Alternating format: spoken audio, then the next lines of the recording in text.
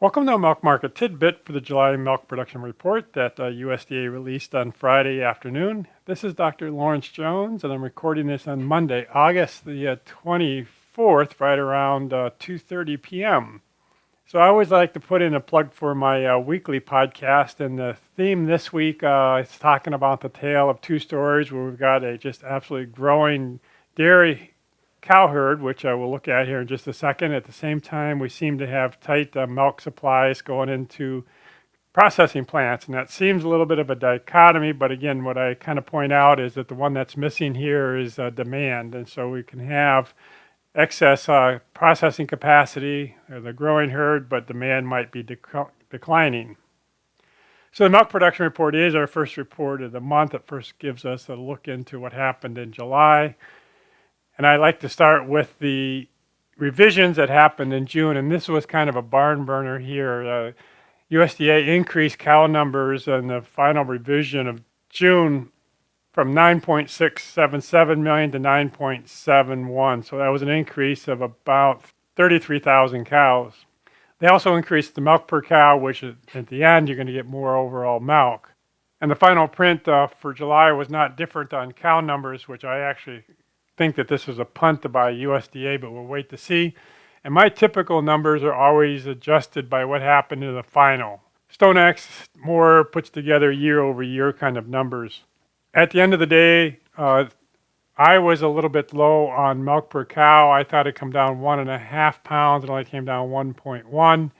We both were low on the total milk. I was a little higher on number of cows because, again, with this revision, I thought we would increase another 4,000 in July, but StoneX was off by quite a bit at 9.68 million. Just to kind of put where my projections were, this is the normal distribution. It actually came in a little bit above that, but not beyond the standard deviation. And if we plot out the expected versus actual, we're just a little bit above the line, and it's got a p-value of 0.34. So again, if we say that this was kind of an abnormally high number, then we're going to be wrong 34% of the time. Cow numbers are just continuing to explode. Again, they were flat for this month. It's hard to see with this particular graph. Now, there are times that we've actually decreased a little bit, and so I would not be surprised that we just continue on with this graph. But if you put this in the perspective of we thought we were high at 9.5 million and kind of suspect that the right number of cows is somewhere around 9.3, 9.4, we're just way, way above that. So here's our overall milk production on a per day basis. We've been on a tremendous upward trend, and we're actually above that at this point. In numerous of my podcasts, I say something happened on 2023 and 2024, and I'm digging into that just a little bit. At the end of the day, the milk production for July is the highest that we've ever had for July. So this is milk per cow, kind of the same story. We'd been headed up.